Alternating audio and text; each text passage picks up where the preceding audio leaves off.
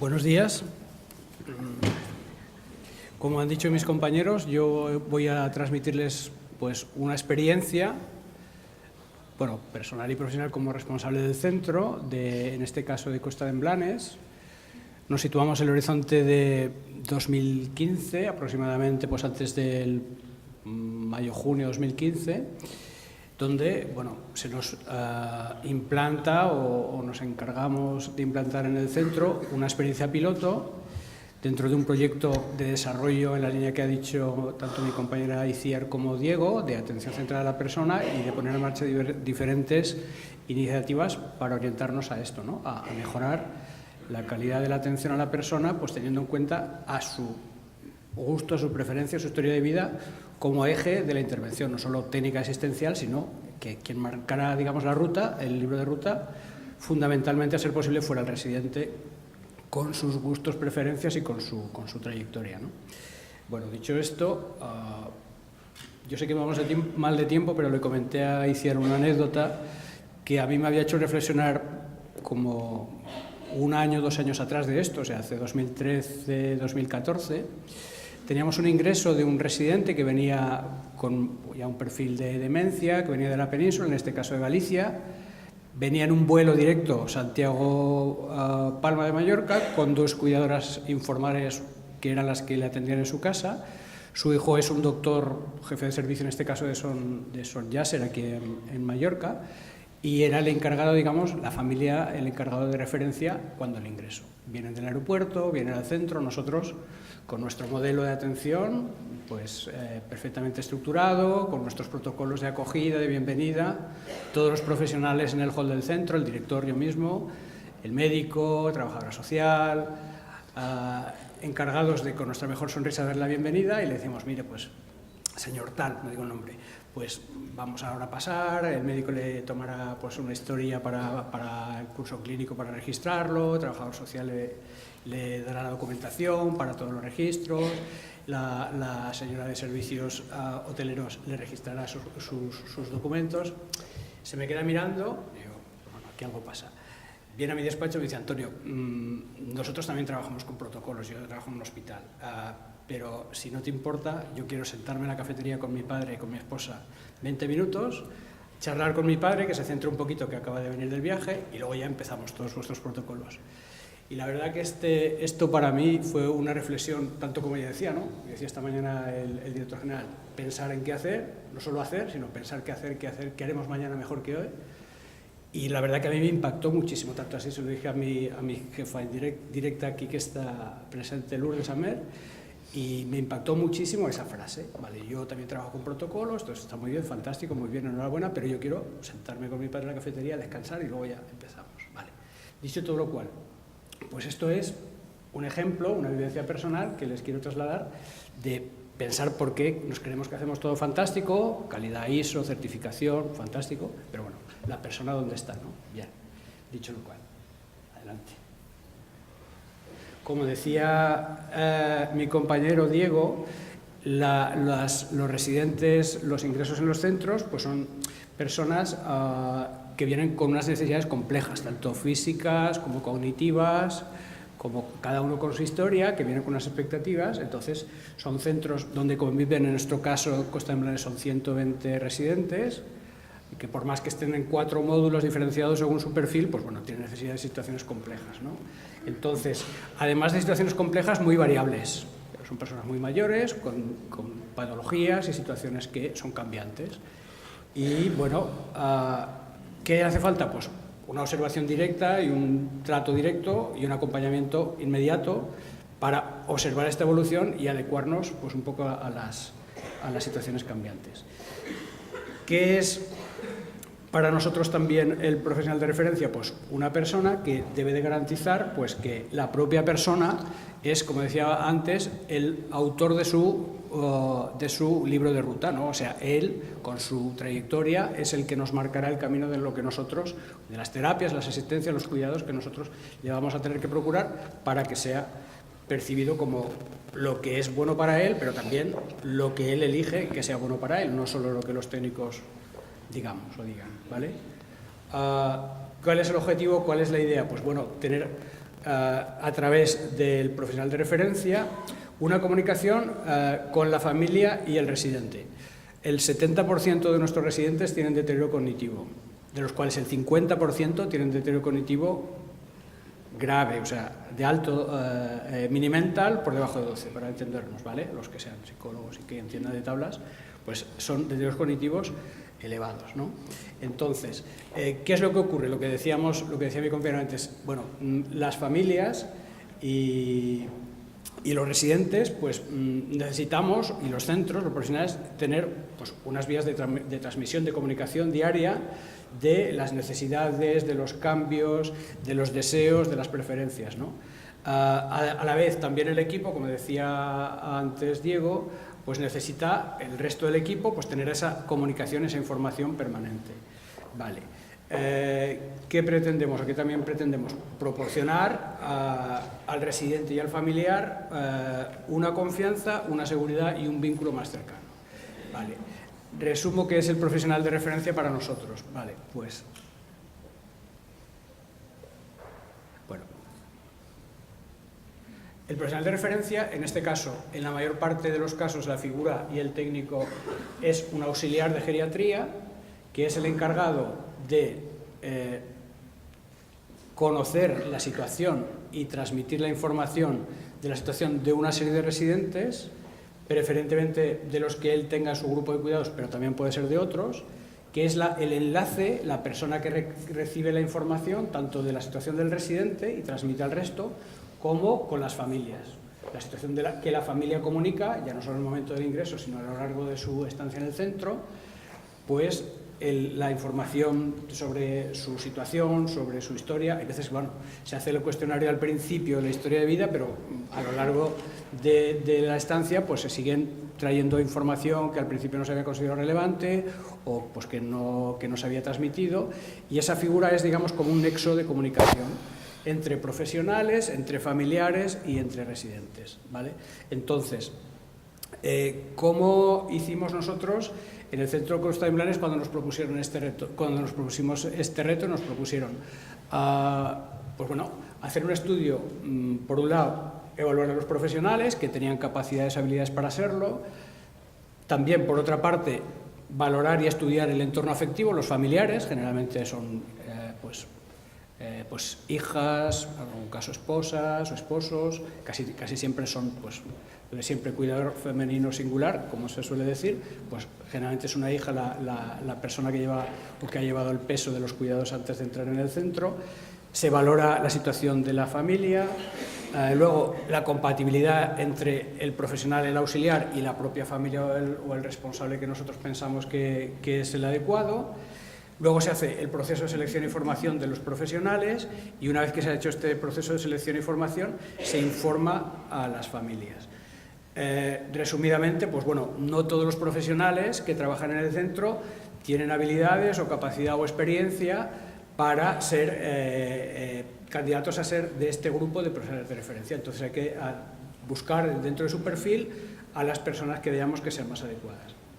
Por otro lado, lo que decimos, los familiares, el entorno afectivo, pues hicimos un estudio de cuáles eran los horarios de visita. Nosotros tenemos un registro de todas las visitas, los familiares ya a qué residente vienen a visitar. Pues sacamos una tabla para ver, pues esta familia suele venir 2 horas por la mañana, todas las mañanas, o 2 mañanas, o solo fines de semana, o solo tardes. Un estudio para ver cómo asignábamos, qué preferencias tiene la familia de visita para articular un sistema, digamos, de ajuste de las necesidades con nuestros profesionales. ¿Cuál es la relación actual entre el familiar y el residente, y también con los profesionales?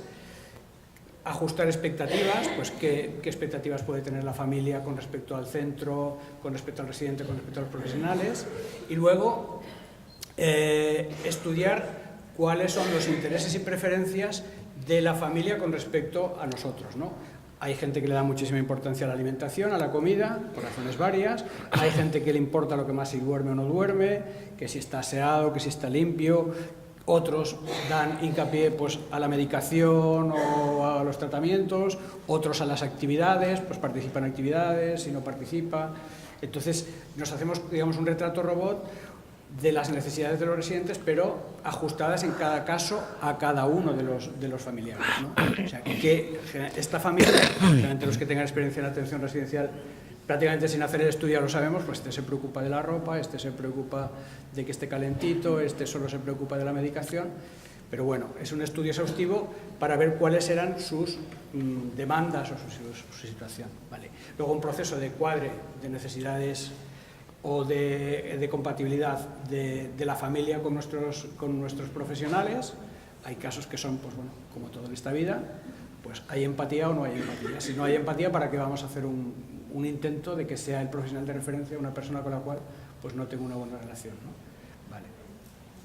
Por un proceso de selección y formación, estos son fotos reales de todo este proceso, lo que estamos marcando, no son sacadas de Google. Pues se selecciona los perfiles de los auxiliares, en este caso, que van a ser los profesionales de referencia, y bueno, se les da un proceso formativo sobre habilidades, empatía, comunicación, manejo de crisis y demás, y luego, como decía Diego, muy bien, se registra en el sistema, porque todo lo que no está registrado y apuntado, pues mañana ya no sé. Una vez están asignados, pues bueno, se registra y se comunica. El proceso de comunicación en la experiencia piloto fue pues, ir reuniendo por grupos de familiares con el profesional de referencia que llevaba a unos cuantos, presentaba al directorio mismo, la jefa de enfermería, la jefa de servicios, el profesional de referencia que ya iba a llevar o llevaba en su grupo a las familias. Y bueno, pues se daban a conocer, se les explicaba el proceso, se les decía qué información conviene que le den y reciban del profesional y qué información no. Si es una formación muy técnica médica, van al médico, o muy técnica de enfermería, van al enfermero. Si es una formación social, muy, digamos, de una necesidad de ayuda, de una subvención, de un tema específico, pues van a la trabajadora social. Pero la mayor parte, el 80% de las demandas que van destinadas a los cuidados del familiar, pues se enfocan a través de esta figura. Hay, como digo, contextos en los que el profesional de referencia tiene un papel fundamental y único, y hay contextos simplemente el que, si la familia no lo sabe, pues le deriva al técnico especialista que hace la información. Vale. Les decía al principio cuál había sido una experiencia personal mía que me hizo reflexionar sobre qué tipos de cuidados damos a las personas y cómo informamos, y ahora les hago una reflexión que traje hace 2 años cuando implantamos el proyecto piloto, y esta que sería el número 1 y el número 2, pues unas preguntas que les hacía a mis compañeros ayer mismo. Entonces hace uno decía, una compañera, en este caso es una auxiliar, pasadas unas semanas de poner en marcha el proyecto, que era ella profesional de referencia de unos cuantos residentes, le preguntó, Estela, ¿tú cómo ves esto? Dice, ahora venimos y estamos mucho más tranquilos, porque ya sabemos lo que nos van a preguntar. Antes estaba en la planta, pues de lunes a domingo pueden venir familiares, sobre todo mañana y por las tardes más, y preguntaban cualquier cosa. Pues desde lo que decía, pues cómo tiene las uñas, cómo tiene el cuidado, cómo tal, por un tratamiento, por cualquier cosa, y decía, pues estábamos aquí preparados para cualquier batalla.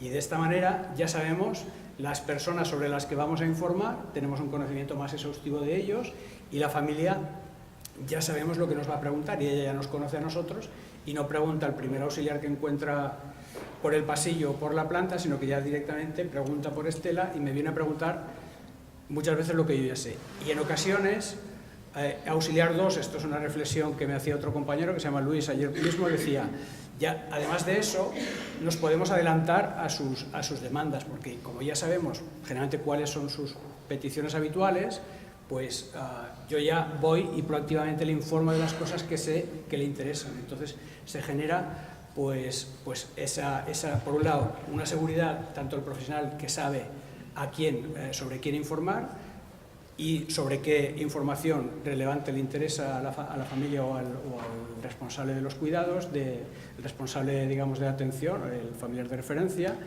y por otra parte, otra visión que es en este caso la de un familiar. Hace 2 años me comentaba una señora, pues ahora ya sé a quién le tengo que pedir información, obtengo una respuesta sin tener que llamar a las distintas puertas. ¿Por qué?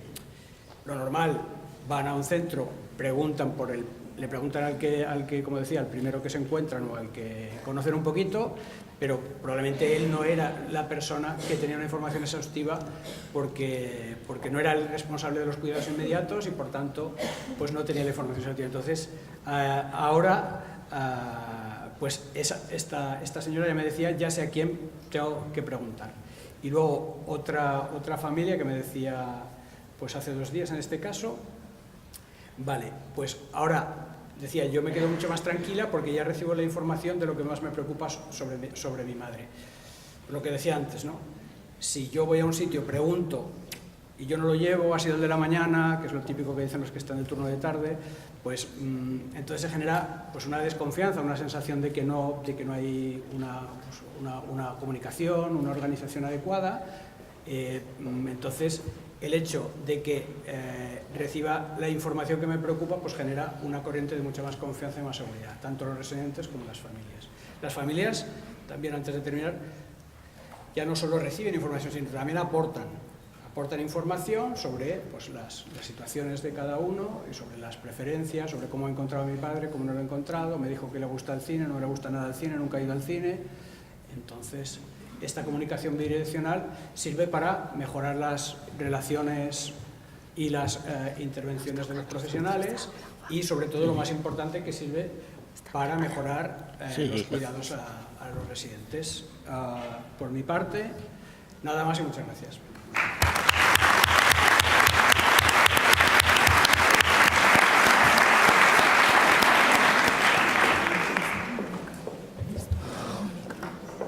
Bueno, quiero agradeceros a los dos la claridad con la que nos habéis expuesto un trabajo hecho a lo largo de muchos años y de muchos profesionales. Y ahora, si les parece, espero que les haya sido de utilidad. Si tienen alguna pregunta, la dejaremos ahora para el final. Y ahora Juan y yo nos vamos a ir, hemos preparado un rinconcito para los dos aquí, para en un ratito que él nos cuente su experiencia. Y lo que nos interesa también es ver esta parte de vivencia, pero ver también la parte de trabajo de los profesionales con Juan y su valoración.